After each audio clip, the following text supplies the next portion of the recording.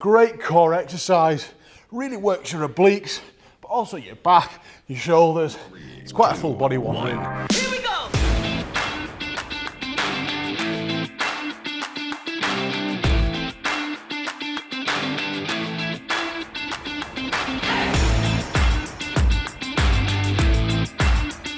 Today we're going to look at 5 versatile movements you can do with one of the most versatile bits of kit in the gym. And that's our old favourite, the barbell. But we're going to do something a little bit different, which you might not have seen before. We're only going to load up one end of the barbell. And you might have done the old-fashioned landmine. We've got some variations of that, but there's other things you can do as well.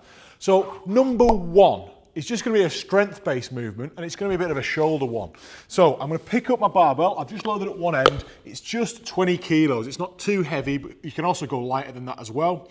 I'm going to brace myself through the core, and then I'm going to just do a strict shoulder press, avoiding all the clicking in your shoulder. As long as it doesn't hurt, clicking is not a problem.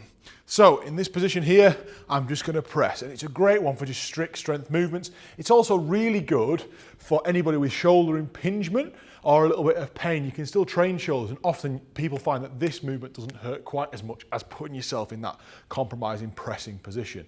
So just again, it's just simple, strict movements. And we can mess about with the rep ranges and the different types of sets that you want to do within that. To make it more dynamic and potentially more game specific, we've got to get our legs involved and make it more of a dynamic movement. So how do you do it?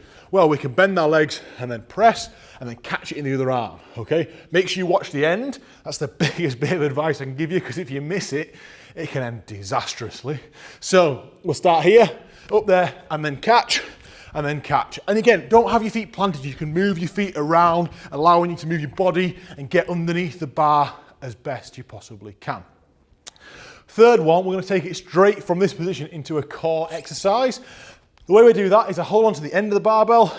I put one hand on top of the other. Some people put their fingers interlocked at the top. You don't need to necessarily do that. You can do one on top of the other, but it's absolutely what's comfortable for you. You're going to set yourself with your feet just outside shoulder width. Strong core, rotating your pelvis under a little bit. And then we're just going to go down and round, okay? It's a great core exercise. Really works your obliques, but also your back, your shoulders. It's quite a full body one, really.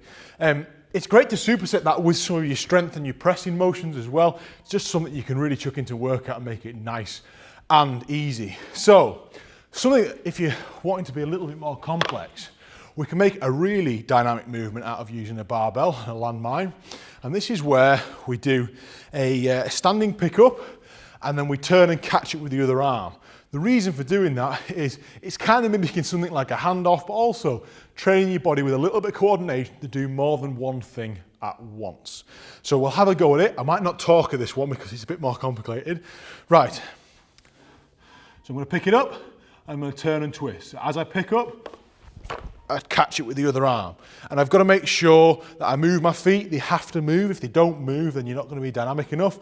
I'll have another go. I'll bring it down, and then it's up and catch. Same again.